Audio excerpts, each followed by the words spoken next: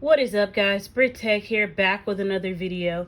And today I'm going to be showing you how to power on and off your MacBook Pro. So this video will come in handy if you are new to Apple and don't really know a lot about their products. Yes, this is something that someone who is very tech savvy would say that's something that doesn't need to be explained, but you will be surprised. So let's go ahead and get right into the video.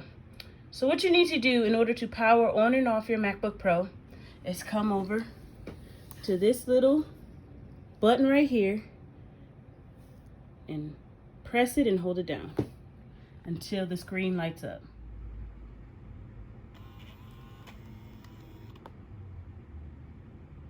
Okay, now we're just gonna wait until it powers up.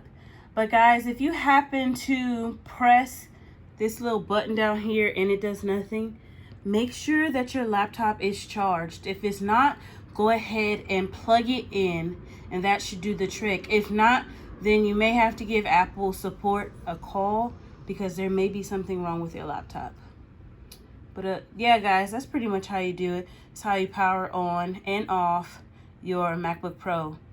You can turn it back off just by selecting it again and holding down until the screen goes black.